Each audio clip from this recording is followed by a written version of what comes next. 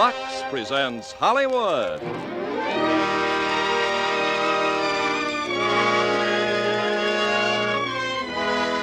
Lever Brothers Company, the makers of Lux Toilet Soap, brings you the Lux Radio Theater, starring Dana Andrews and Pat Crowley in War of the Worlds. Ladies and gentlemen, your producer, Mr. Irving Cummings.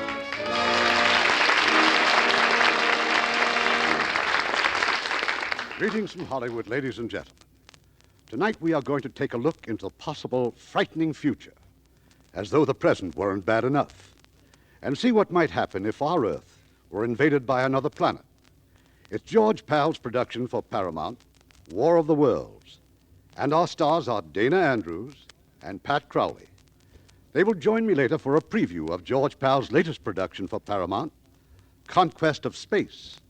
Meanwhile, here's our good friend, Ken Carpenter. It would be hard to find a man who works as many hours a day as you women do. For instance, you spend 5.5 hours every week just doing dishes, and that's only for a family of 4. But Lux Liquid Detergent gives you back some of that time. Lux Liquid is made especially to help you do dishes fast and easy. It floats grease right off. Plates, glasses, utensils, even pots and pans come clean really fast. Just a teaspoonful does a dishpan full. 1 can outlasts several boxes of the leading laundry powder. Your hands stay nice, too. Lux Liquid is almost as mild as Lux Toilet Soap. The next best thing to a dishwashing machine. That's Lux Liquid. Lever Brothers unconditionally guarantees Lux Liquid is just as wonderful as we say.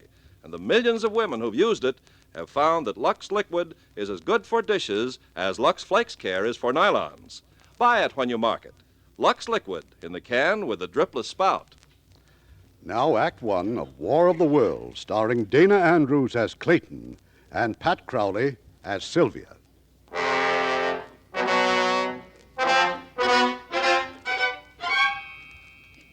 No one would have believed in the middle of the 20th century that human affairs were being watched keenly and closely by intelligences greater than man's. Yet across the gulf of space on the planet Mars, intellects vast and cool and unsympathetic regarded our Earth with envious eyes, slowly and surely drawing their plans against us. Mars is more than 140 million miles from the sun, and for centuries it has been in the last stages of exhaustion. The inhabitants of this dying planet looked across space with instruments and intelligences of which we have scarcely dreamed, searching for another world to which they could migrate. Their nearest world was giant Jupiter, where the atmospheric pressure is thousands of pounds to the square inch. They could not go there. Nor to Saturn, nor to Pluto, planets encased in eternal ice. They could not go to Neptune or Uranus, twin worlds in eternal night, and surrounded by unbreathable atmospheres of methane gas and ammonia vapor. They could not go to Mercury. Its temperature is that of molten lead. Of all the worlds that the intelligences on Mars could see and study, only our own warm Earth was green with vegetation, bright with water, and possessed a cloudy atmosphere eloquent of fertility. It did not occur to mankind that a swift fate may be hanging over us, that it would come at the time of our nearest approach to the orbit of Mars, that it would begin in or over the mountains northeast of Los Angeles, California, on a pleasant summer evening.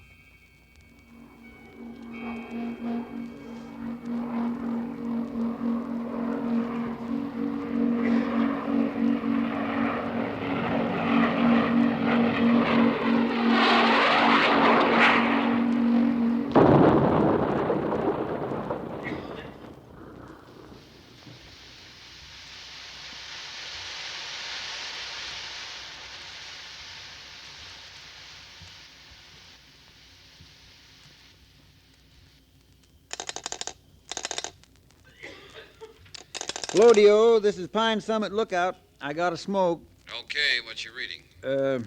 Azimuth, 160 degrees, 30 minutes. Right where that meteorite just hit. Did you see it? Not me, but a couple of the guys did. Must have been a pretty big fireball. Big. I never seen anything like it. Hey, look, you better get a pump truck over there before the fire gets really going. Will do.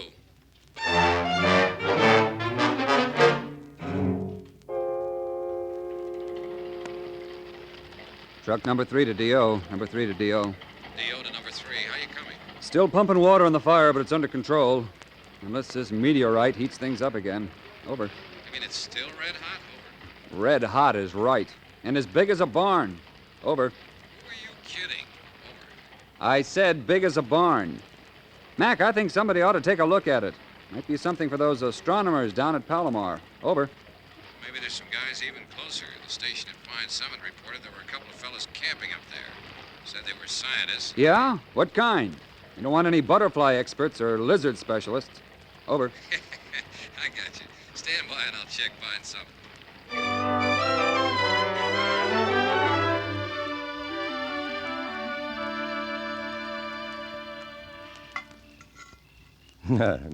No butterflies or lizards.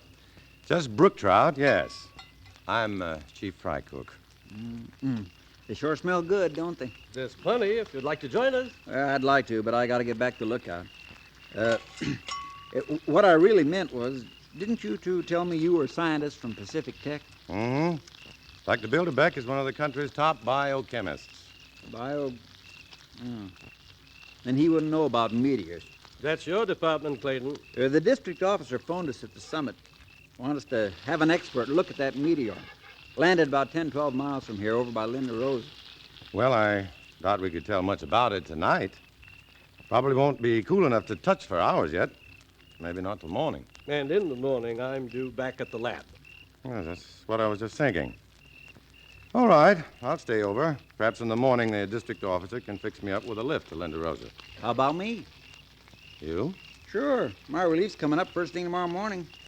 I'd kind of like to get a look at that meteor myself. Good. That's a deal. Professor, Yes? those trout do smell awful good, don't they? Change your mind? Yeah. My wife always said my strongest point's my weakness.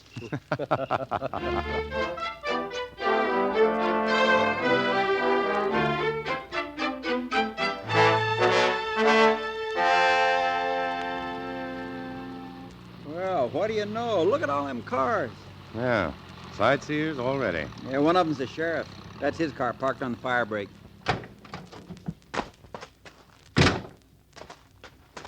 Aye. Fiddler, up here. Well, that ranger waving at us? Yeah, that's Smith. Coming!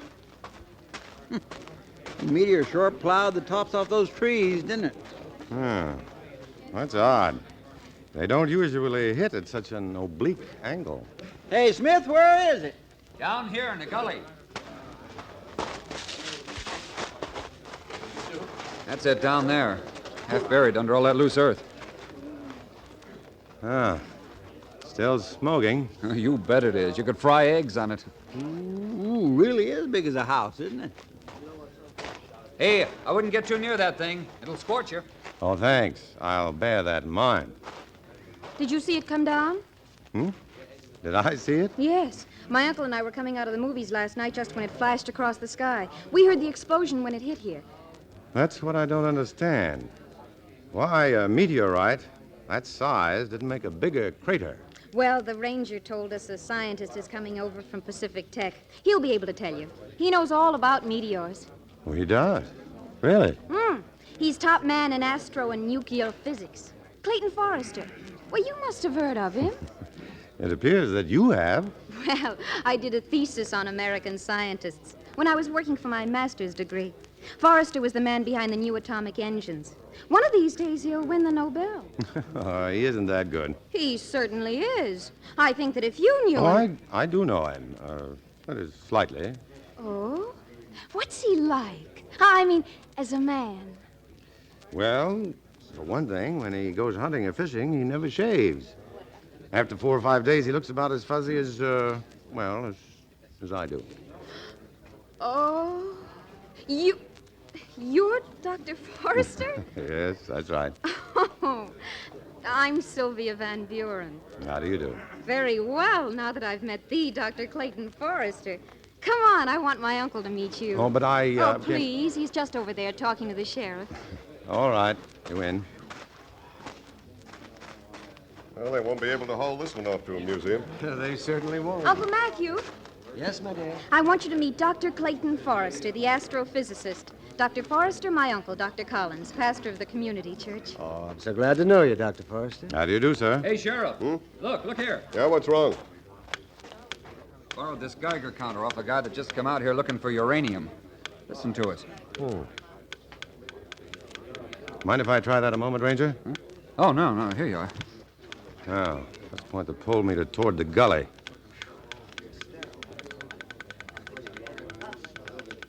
See what I mean? Uh-huh. It's the meteor, all right. It's radioactive? Apparently. But why? It's beyond me. You mean there's no record of anything like this happening before? Well, I've never heard of it. Maybe I'll stick around until that thing cools off. Dr. Collins? Yes? Where's a good place in town where I could shave and clean up a little bit? Well, the best place is my house, Dr. Forrester. Sylvia and I'd be delighted if you'd stay with us. Well, I wouldn't want... Of course you will. But it may be until tomorrow. It's settled, Dr. Forrester. And if you're wondering how on earth you can put in your time in a place like Linda Rosa, there's a square dance tonight. All right, I surrender. Sheriff. Yes? If that meteor is radioactive, you'd better keep people away from it. There might be very dangerous radiations. Yeah, that's so, yeah.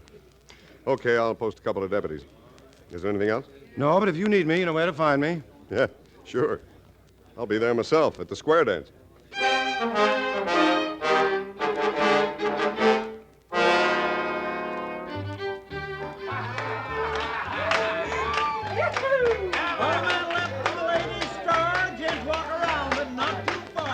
Having fun, Dr. Forrester? Sure. You know, dancing is something I don't get much time for. Why, you should make time. Don't your girlfriends like to dance?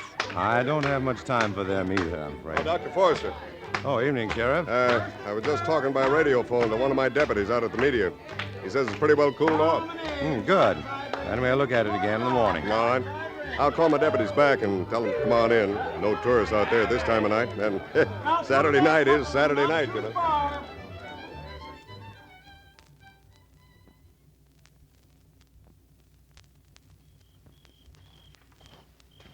Hey, Salvador. Yes? What did he say? Sheriff says to come on in. Oh, good. Maybe we go have a beer, huh, Alonso? Just a minute. Alonso. Yeah, it's coming from that meteor.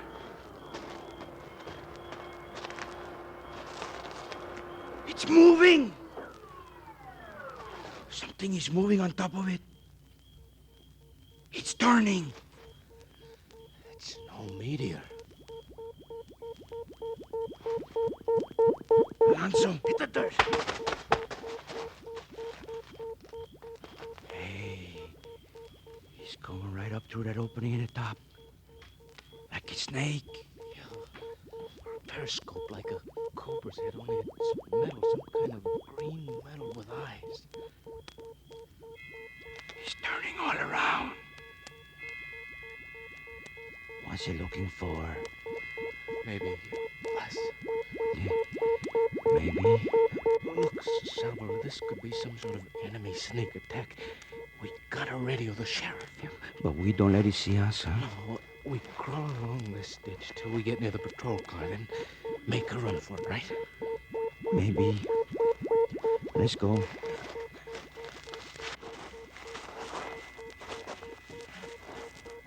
Shh, quiet. It sees us. Run! We gotta run!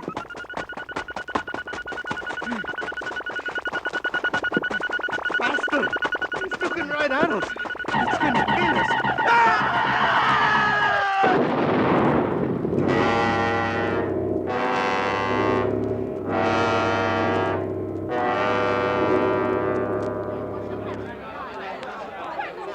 Hey, the lights. Who turned off those lights? Now, wait, don't get panicky, folks. Sylvia. Dr. Forrester. Yes, Uncle Manny. Over here, Dr. Collins. Good. Nothing to be alarmed about. You know, at midnight, they always play Goodnight Ladies and turn out the lights. I think they're just ahead of time. Well, let's check our watches. I'll strike a match. Let's see, I have 11:20. No, my watch has stopped. Well, that's strange. So's mine. Dr. Forrester? Yeah? Mine, too. Well, there's only one explanation. All our watches must have been magnetized. But how? Here we are, folks. Here's candles for everybody. Light them up. Oh, Sheriff. Yeah? Do you happen to have a pocket compass? Pocket compass? For sure. May I see it, please? Yeah, right here. All right, now what? Well, just look at it. I'll be hanged, but that needle isn't pointing north. No, it isn't. It's pointing almost due west. Right to where that meteor came down. Sheriff?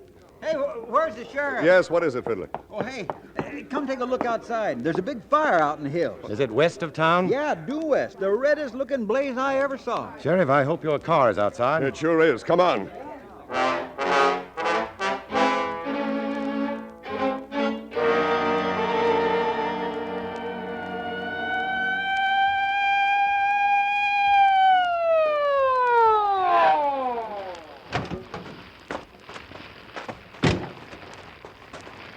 Oh, there's the reason the lights went out. Power line's down.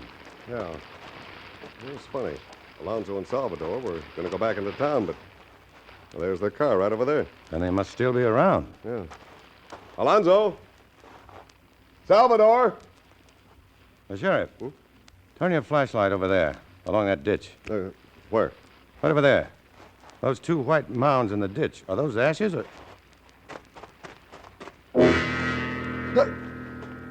Good Lord. Oh. Nothing left but the outlines.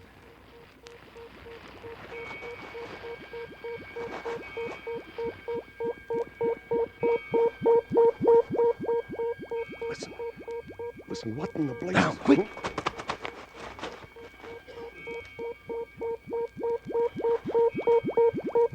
Did you see it? Yes. It's fantastic. Oh, look, we've got to get word back to town. There's a transmitter in my car.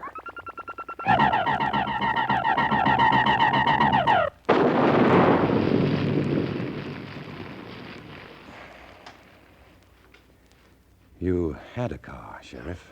But Forrester, what is it? What kind of a gizmo is that thing? Oh. Until a minute ago, I'd have sooner believed in fairies, witches, and ghosts.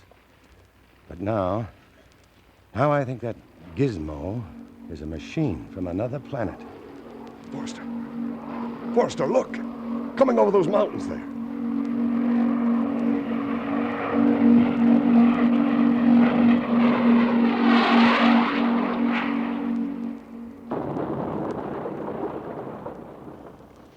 A second meteor, just like the first. Sheriff, we've got to get word to the military right away. Yeah, sure, but they'll never believe us. What will we tell them?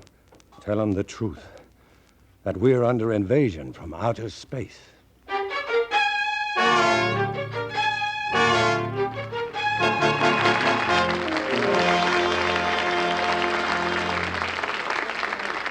We'll have Act Two of War of the Worlds in a moment. After a visit with Francis Scully. Well, Francis, my spies tell me that you were out at 20th Century Fox over the weekend. And it was a worthwhile trip, too, Ken. I went to preview their coming deluxe color CinemaScope picture about auto racing in Europe. Oh, yes, that would be the Racers. Say, I hear Kirk Douglas is great in it. Oh, he's in good company, too. Bella Darby, Gilbert Rowland, Cesar Romero, Lee J. Cobb, and Katie Urado are also starred. Well, those European races are famous for their excitement and danger. And Henry Hathaway, who directed the Racers, made sure movie fans would see the real thing. He used up over 90,000 feet of film shooting actual races. Well, they must have gotten some spectacular shots. Some fabulous shots, Ken. But the picture isn't all racing. The Love and Kisses department is well taken care of by Kirk Douglas and Bella Darby. Well taken care of. Well, with Bella Darby and Katie Urado in the Racers, there'll be at least 2 Lux complexions on display. Well, that's what you like, isn't it? Well, I guess most everybody does, though. There's nothing like a real Lux complexion. And how true those words are, ladies. There's nothing like a real Lux complexion in Hollywood or anywhere. And it's true that 9 out of 10 movie stars like Bella Darby and Katie Urado count on Lux toilet soap to help keep their complexions looking like a star's complexion should. But Lux can be your soap, too. You don't have to be a movie star to have a movie star complexion. That's the beauty of Lux. It can give you skin that would be called beautiful anywhere. even in Hollywood, the beauty capital of the world. So use mild and gentle Lux. It's unconditionally guaranteed by Lever Brothers. Believe me, once you use it, you'll say there's no other soap quite like Lux. Now, our producer, Mr. Cummings. Act 2 of War of the Worlds, starring Dana Andrews as Clayton and Pat Crowley as Sylvia.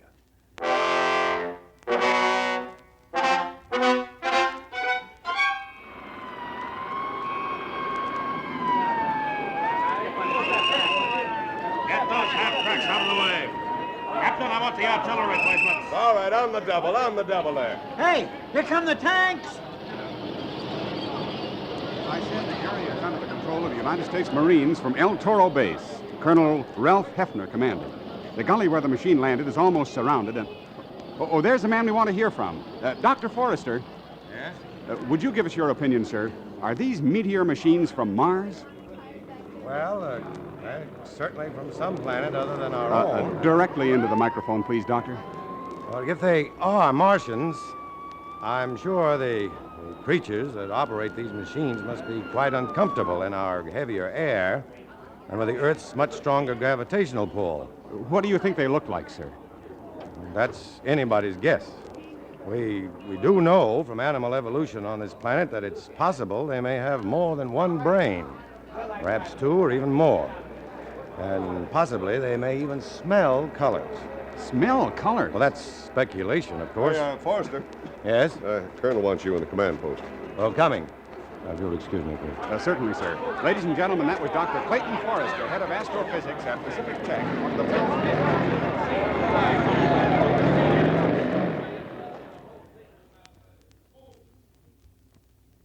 The forward observation post is on this hill. The recoilless 75s are back here, Carbon Canyon. Colonel Hefner. In a moment, Forrester. Command, Hefner. Yes, that's right, Captain. 2 rocket batteries on Hill 17, and right now. Forrester? Yes? I want you to meet General Mann. He's in charge of intelligence for the Pacific area. General Dr. Clayton Forrester. I've heard quite a bit about you, Forrester. Glad you're with us. I hope I can be of some help, General. You can. First, let me brief you on the latest reports. 2 machines have landed near Fresno, another outside Sacramento, 2 down on Long Island. They're outside London. They're in Naples. 1 in Santiago, Chile. Oh. Seem to be coming down at random. It's too soon to know.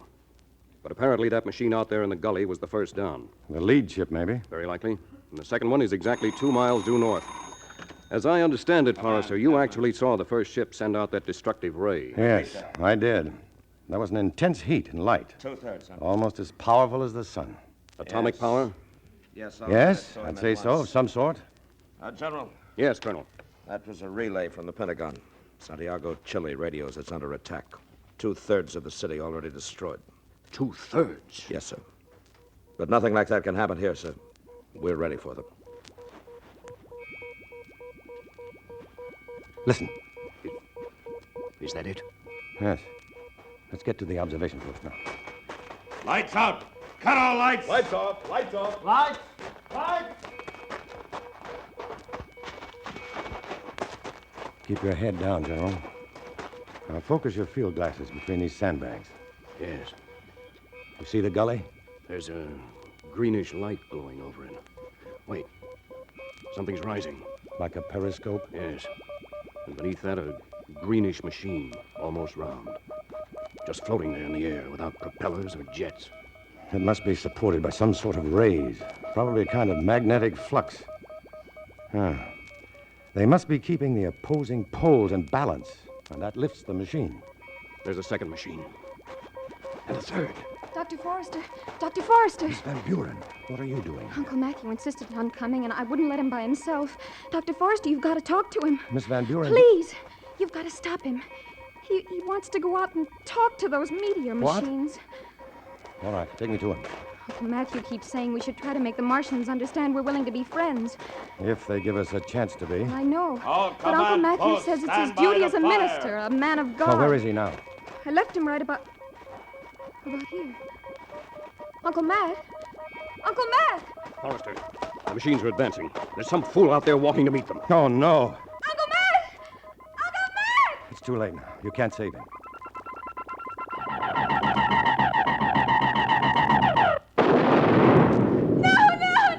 Artillery batteries, fire!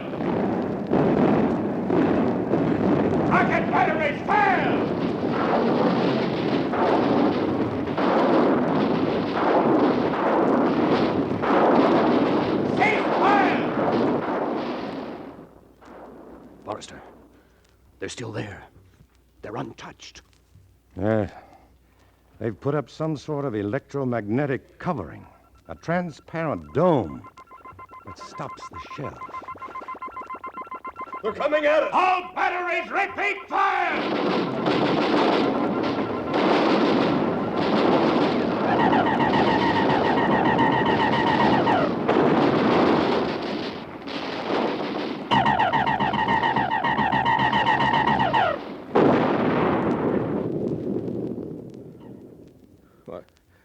It's impossible. One moment I got heavy artillery, tanks, and rockets, whole batteries of 105s, and then that ray hits them, and there's nothing. Nothing. Just a puff of ashes. Well, now we know why 2/3 of Santiago was destroyed. Why, but not how. I think I know, General. That heat ray neutralizes the mesons. Mesons are the atomic glue which holds all matter together. They're cut across their lines of magnetic force, and any object will simply cease to exist. Uh-huh. And just how do we defend ourselves against it? Not with shells and high explosives, I can tell you that. Take my word for it, General. You'd better talk to Washington about uranium and hydrogen bombs. Here they come. Here they come! Come on, let's get out of here. Everybody out! All commands pull back north of Highway 60, Tunnel Bunker! Come on, hurry it up! Everybody out! Hey!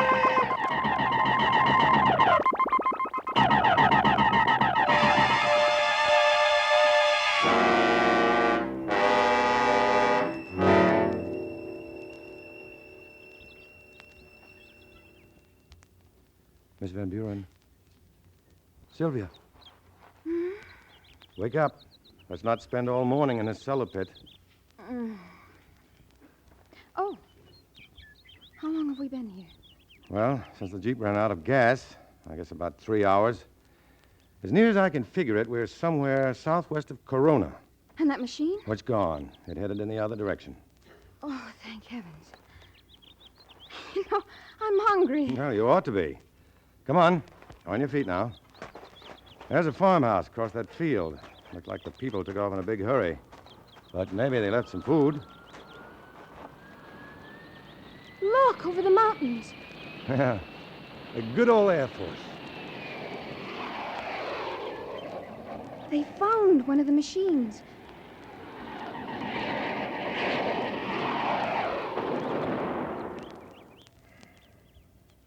They just disappeared. In midair. Yeah.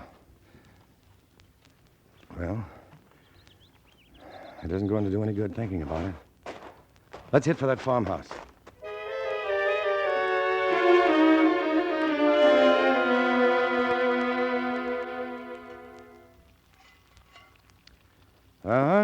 There are times when there's nothing so beautiful, so soul-satisfying as bacon and eggs. And the people who lived here were so thoughtful to leave us some. Where's your plate? Right here. You know, I get most of my meals in coffee shops. It's pretty tame eating. Well, don't you live at home? No, I live on the campus. You see, I haven't any family. Oh, I come from a big one. There's 9 of us, all in Minnesota except me. Well, Dr. Forrester? Aren't you going to sit down? There is a kitchen table. Oh, yeah.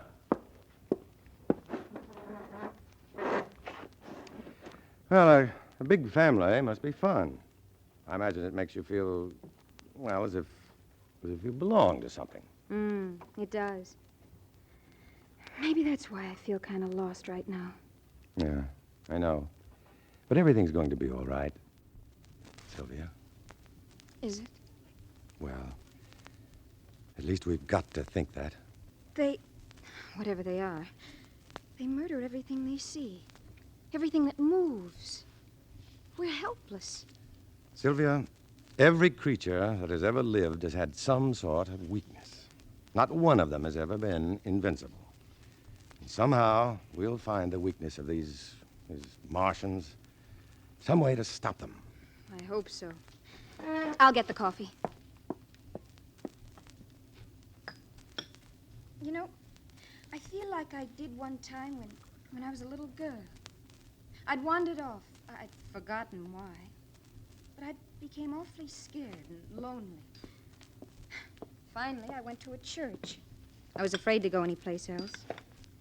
I stayed right by that door, praying for the one who loved me best to come by and find me.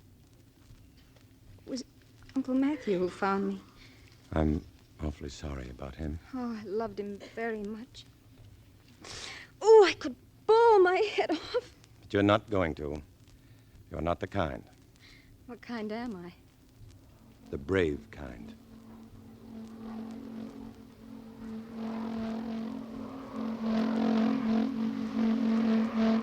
Clayton! Get down, on the floor.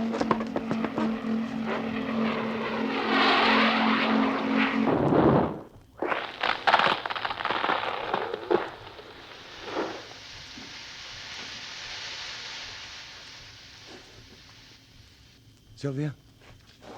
Sylvia? Yes, Clayton? Are you all right? Yes. Sounds right outside the kitchen. It is. Sylvia, I've got to get a look at them. Oh, no. No. Shh. Don't you see? This is the first chance any human has had to get a real close-up of them. If I can tell General Mann and our scientists what kind of beings we're dealing with... All right. But I'm coming with you. Okay. Wait.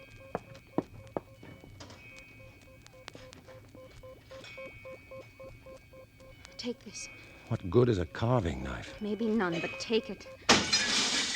In the front room, come on.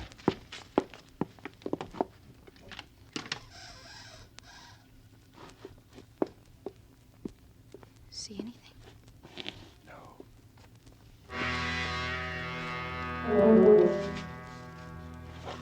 Clayton, there's something behind me. Something touching my left shoulder. I see it. Don't move. The knife. Don't move.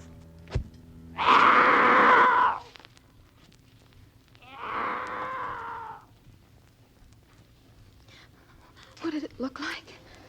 I'd rather not say. Your hands. What's that on your hands? Blood. Martian blood. Sylvia. Sylvia, stop it. Stop it. Clayton! Come on, run for it.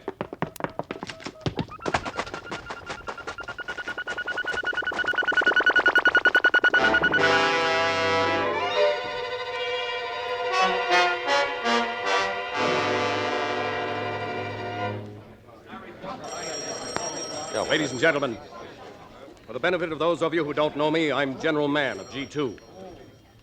I've asked you here because we desperately need the knowledge and skill of each one of you. Physicists, scientists, representatives of the 6th Army Command, the Marine Corps, Navy, Air Force, the heads of our law enforcement agencies, the Civil Defense and Red Cross units. The Secretary of Defense in Washington has instructed me to give the whole picture of what has happened and what lies before us. Let us through. I'd like to see General Mann. Let us through, please, let us through. What's all that commotion? Major, see what that is. Yes, sir. General Mann. General. Yes, Dr. Bilderbeck. That man is one of my colleagues, Dr. Clayton Forrester. Forrester? We thought he'd been killed. Let them through! Let them through! Forrester, Miss Van Buren, we gave you up 24 hours ago. You almost had reason to, General. Yes, the Martians tried to take us alive. What? This morning, just outside of Corona. We managed to get away. We found an abandoned truck and drove to Pacific Tech. They told us you were here. Oh, by any chance, is Dr. Lucille Dupre in this room? Right here, Forrester. Oh, good. Dr. Dupre, I want you to analyze the stain on this cloth. I suggest that you leave for the laboratory right away. What kind of stain is it, Forrester? The blood of a Martian. Forrester, I want a complete report of your experience. But first, I think you ought to hear what I was about to say. By all means, sir. Ladies and gentlemen, this is the latest radio message from the Department of Defense. To General Mann, Command Post Xenophon, Los Angeles. Scandinavia presumed now in enemy control. All communications from Sweden, Norway, and Denmark blacked out.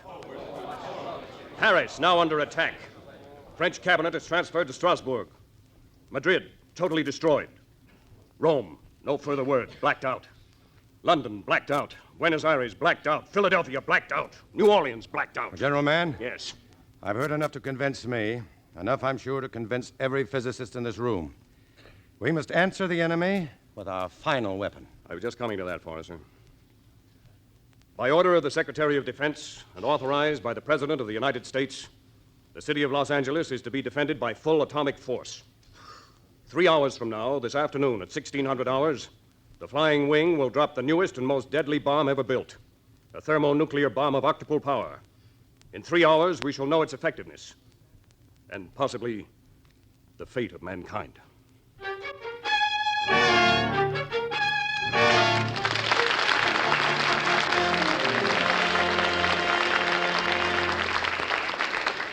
In a moment, Act 3 of War of the Worlds. Ladies, when it comes to wash day, the big talk is all about Rinso Blue, the remarkable new detergent that washes whiter because it blues as it washes. And now there's even a song about it. Listen. Hi, this is Les Paul. And Mary Ford. This is the song of Rinso Blue, complete detergent, completely new. It gets clothes extra white and clean, 'cause it blues your washing machine. Yes, Rinso Blue gets clothes extra white because it blues as it washes. So get Rinso Blue today. And just remember, ladies, if your present detergent doesn't blue as it washes, it's only doing half the job. So switch to new Rinso Blue. It does a grand job on dishes and glasses, too. And yet, it's so mild on your hands. Today, get new Rinso Blue. It washes whiter because it blues as it washes. And that's unconditionally guaranteed by Lever Brothers. We pause now for station identification.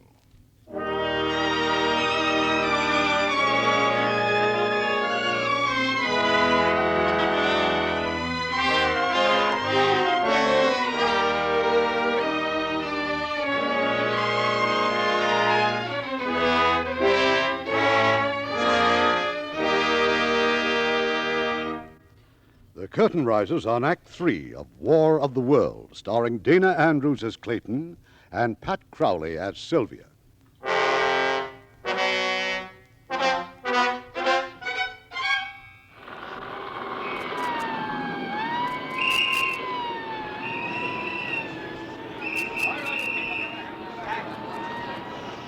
This report is being recorded on tape for future history. If there is to be any future history. The future of our civilization may well depend upon what happens here this afternoon. Attention, please, attention. 3 minutes to bomb time. In case you didn't hear that, it is now 3 minutes to bomb time. Attention, Dr. Forrester. Please report to General Mann. The target for the bomb is a nest of Martian machines in the Puente Hills. We are approximately 6 miles from the target. There is, however, a forward observation post which has the Martians clearly in sight and which will report back to this base by telephone.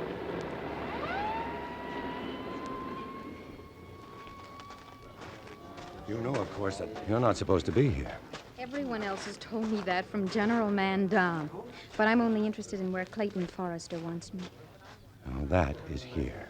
Attention, please. 2 minutes to bomb time. 2 minutes. Forrester. Forrester. Dupre, I thought you were back at the lab. I just finished. That sample of Martian blood, Forrester. It's astounding. I've never seen blood crystals so anemic. Huh. Anything else? Yes. The structure of the corpuscles is... Attention. The bomber is now approaching the target area. Prepare to take shelter. Forrester, General Mann wants us in his dugout. Oh, we're coming. We're coming. Watch your heads, everybody. There's not much clearance here.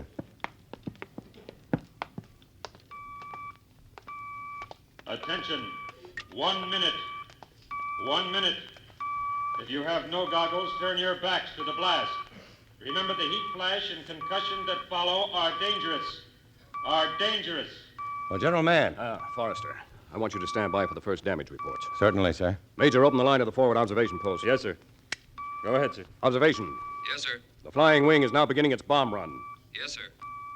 General, those Martian machines are throwing up some sort of a transparent dome over themselves. Uh-huh. That would be an electromagnetic shield. 30 seconds. 30 seconds. Clayton, Yes, may I hold your hand? of course. 20 seconds. Stand by.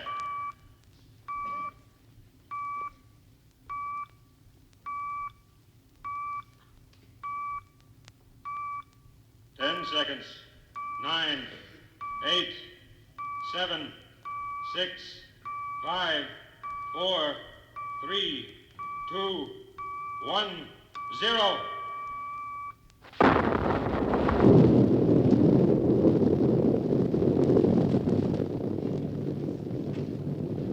Attention! Prepare for heat wave and high velocity winds. Observation. Can you see anything? Not yet, sir. An awful lot of smoke.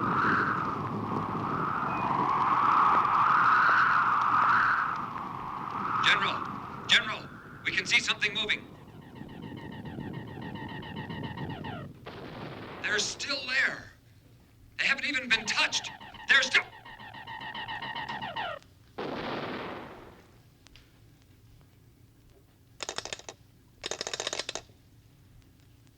Observation. Come in. Observation, come in. Well, now we know the worst. We may not be through yet, General. No, there's still a chance. A forlorn hope, maybe, that our sciences can search out some weakness in these Martians. Yes, perhaps biologically. That anemic blood. Look, our battle now is for time. We've got to take our instruments and hide somewhere in the Rocky Mountains. Set up an emergency laboratory there. I'm sure the Air Force stands ready to fly your equipment wherever you wish. That's good enough for us. Bilderbeck, Dupre, you too, Sylvia. As soon as we get back to Los Angeles, we'll gather up all the things we need. They're coming! They're coming! Everybody out of here! Everybody out!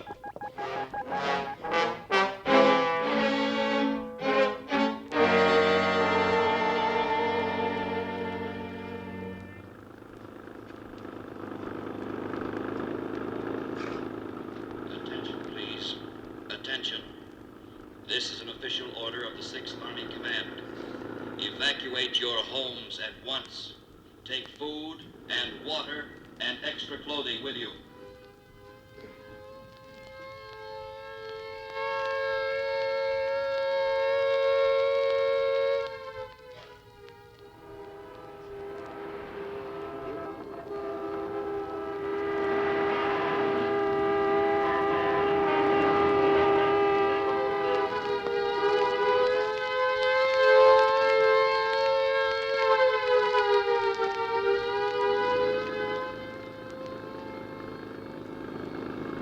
Do not panic.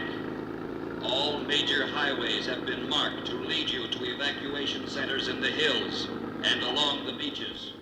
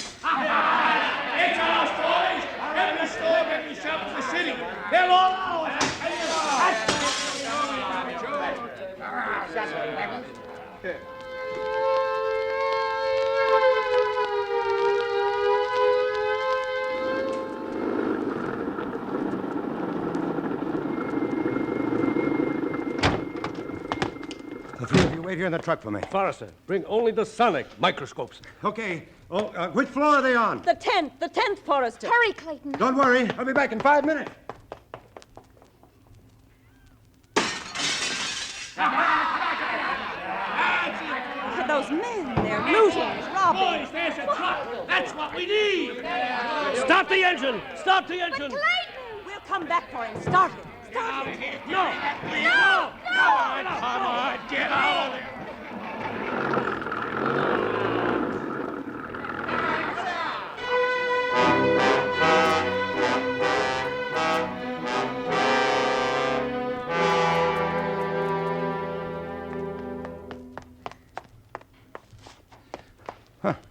I told him to wait here.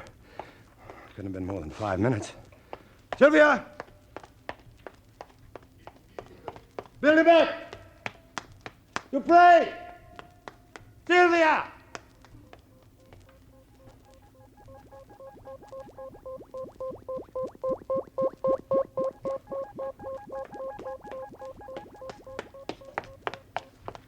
Sylvia! Billy Beck! They went off and left you too, eh? No. Something must have happened. They'll be back. Well, they were in a yellow truck that was... A truck? Sir, I'll give you $1,000. Huh? For what? Your place in that truck. Listen, I said they'll be... 2,000. Look, I don't want anything from you. 5,000. I'm rich. I've got it right here. My wife, servants, everybody. They all ran off and left me. But you can have any amount you... No, I'm sorry. Money's no good now. 10,000, sir. 10,000. Sylvia! You pray! 50,000! Billy Beck! Sylvia! 100! Everything I've got! Everything!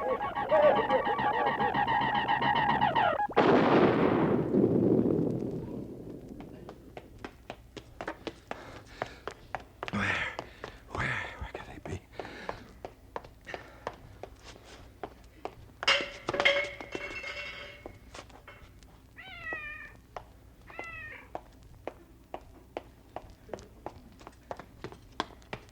Sylvia!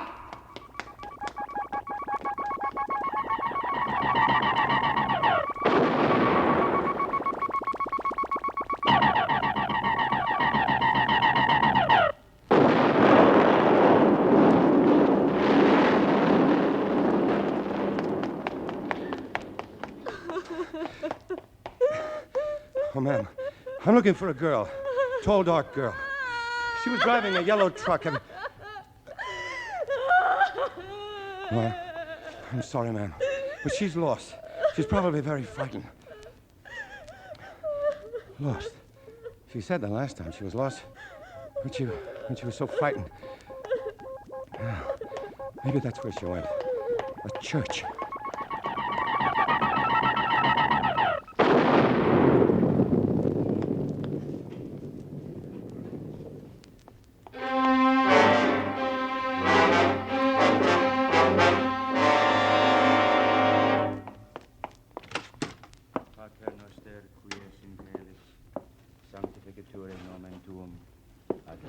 Sylvia!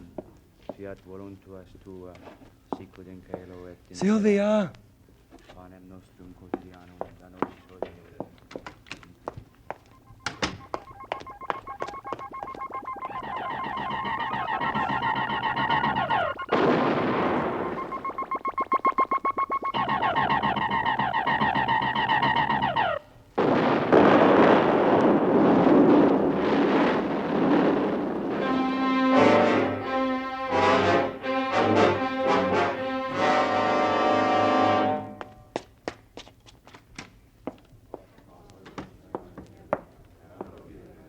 Sylvia!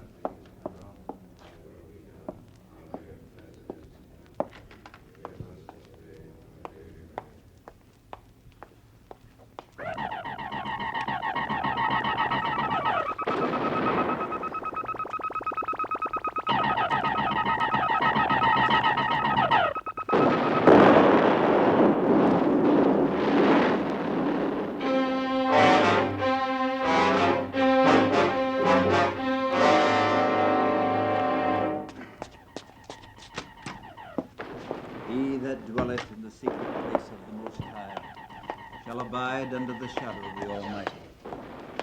I will say, Sylvia! of the Lord, He is my refuge and my fortress. Sylvia! Clayton! In Him will I trust. Surely He shall deliver Let me thee through. from the snare of the fowler. Let me through, please. Dearest! Oh, my dearest! Darling. Shall cover thee with His The mob! They took the truck, pushed us out in the street blocks from where you left us. I ran back, but you were gone. It's all right now, Sylvia. It's all right. Yes, we're together.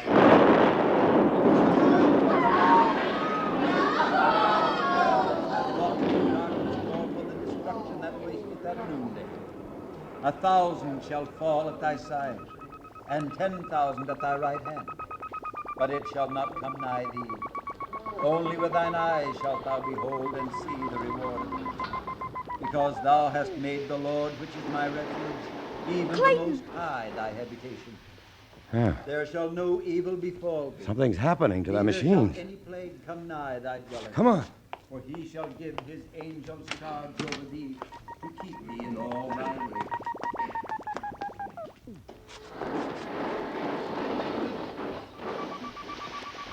Look. There in the street, that body. Yeah. That's one of them. They're dying. They're dying everywhere.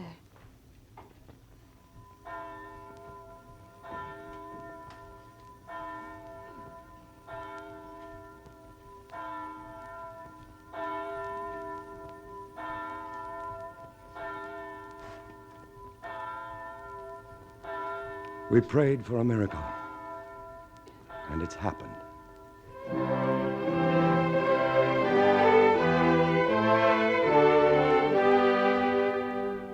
All over the world, in London, in Paris, in Rome, Rio de Janeiro, Melbourne, New York, and San Francisco, the terrible invasion began to collapse. The Martians had no resistance to the bacteria in our atmosphere, to which we have long since become immune. Once they had breathed our air, germs which no longer affect us began to kill them. The end came swiftly. After all that men could do had failed, the Martians were destroyed and mankind saved by the littlest thing which God, in his wisdom, had put upon this earth.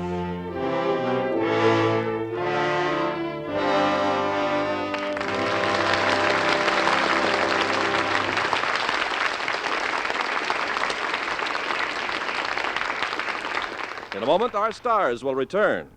Pepsodent! White, white, whiter teeth, Pepsodent for me.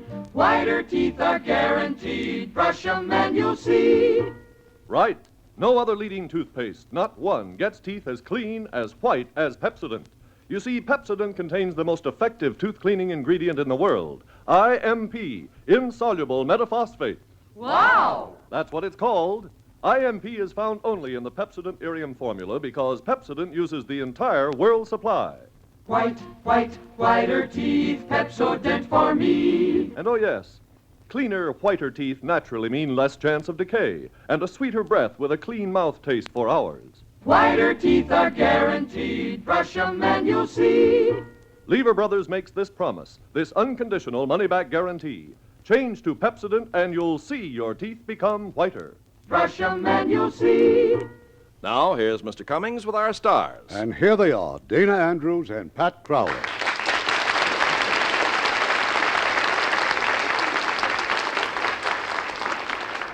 Dana, how do you feel about planetary invasion? Well, Irving, if I have a choice, I'd rather we invaded them. Then you'll want to see George Pal's new Technicolor picture for Paramount, Conquest of Space. Because whereas War of the Worlds is just science fiction, Conquest of Space is science fact.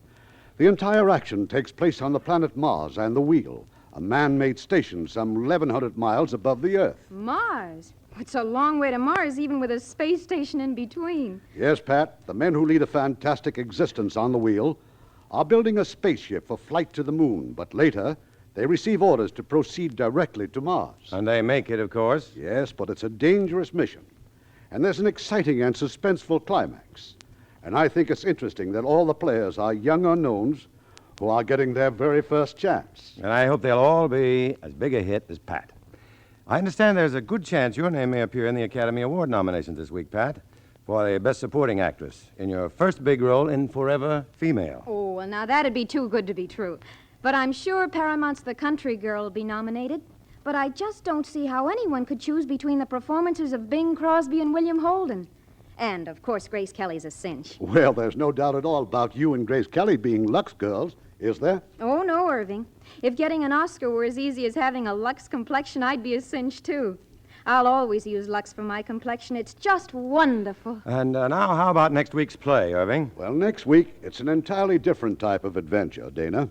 One of our 20 greats, a story of the search for gold by a trio of fascinating characters, and it's filled with suspense right up to the unexpected climax. It's Warner Brothers' The Treasure of Sierra Madre, and our stars will be Edmund O'Brien and Walter Brennan. Oh, I'll have to listen to that, Irving. Good night. Good night. You are both great.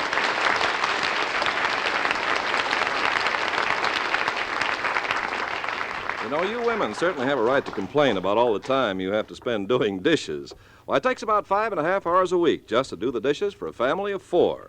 And considering that doing dishes is only one of the chores you have to do every day... Well, it certainly proves the truth of the saying, women's work is never done. But at least it's done easier with Lux Liquid Detergent. Yes, with Lux Liquid, you can get those dishes out of the way really fast and easy.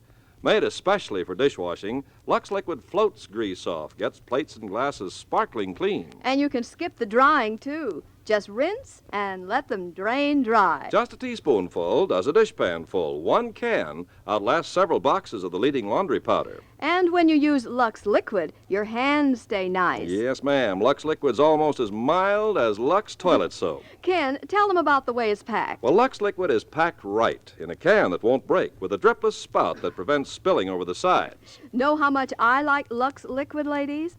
I like it as much for dishes as I like Lux Flakes for nylons. Lux Liquid, like all Lever Brothers products, is unconditionally guaranteed. Your money back if you don't agree it's every bit as good as we say it is. Buy a can of Lux Liquid next time you mark it. It's the next best thing to a dishwashing machine.